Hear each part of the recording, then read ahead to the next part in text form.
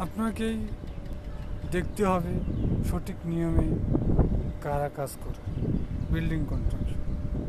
ঠিক আছে, এখন তো অনেক কন্ট্রাক্টর বাইরে হয়েছে, নতুন নতুন কন্ট্রাক্টর। আপনাকে কাজের রেট দিব, এত কাজ করব এইভাবে, ওটা আপনার জন্য কাল হয়ে আসবে, আপনার বিল্ডিংয়ের জন্য কাল হয়ে আসবে। ঠিক আছে, একটা বিল্ডিং সঠিকভাবে করতে গেলে সঠিক গাইডলাইন নিতে হবে। এই গাইডলাইনটা কেউ আপনাকে দিবে না, কোনো কন্ট্রাক্টর, কোনো ইঞ্জিনিয়ার দিবে না। হ্যাঁ, ইঞ্জিনিয়ার দিবে, কিন্তু আপনার টাকা খাইবে।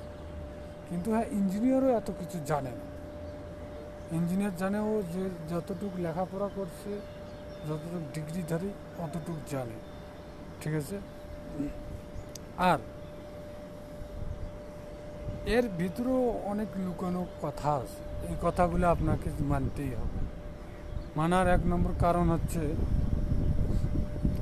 এবং আপনাকে ভিডিওটা দেখতেই হবে।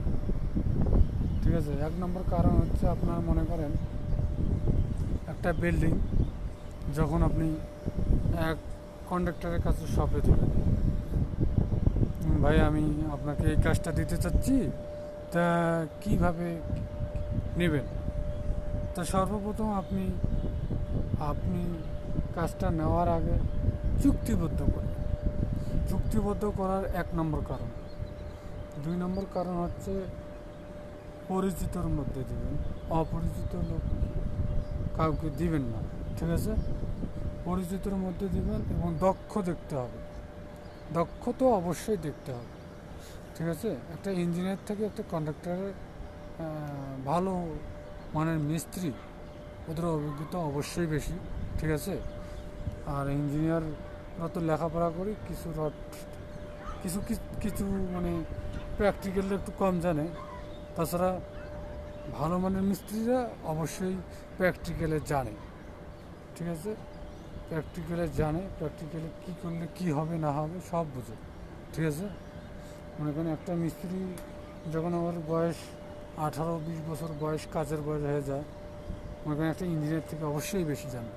ঠিক আছে, এটা এটা ইঞ্জিনিয়ারিং আর আপনার উপর রাগ করেন না। ঠিক আছে, একটা মিস্ত্রি অবশ্যই বেশি জানবে, আমাদের মানতে হবে, আপনাদেরকেও মানতে হবে এবং আমাদের সবাইকে মানতে হবে। একটা মিস্ত্রির উপর নির্ভর করে একটা বিল্ডিং। ঠিক আছে, আপনারা ওদেরকে সম্মান জানান। ঠিক আছে, সঠিকভাবে কাজ করার আগ্রহ জানান। একটা আমাদের তো বিল্ডিং আমাদের বাংলাদেশের সম্পদ, ঠিক না? এই সম্পদগুলো ধরে রাখার জন্য আমরা বিশেষ করে মিস্ত্রিদের যারা আছে, মিস্ত্রিদেরকে সম্মান করব।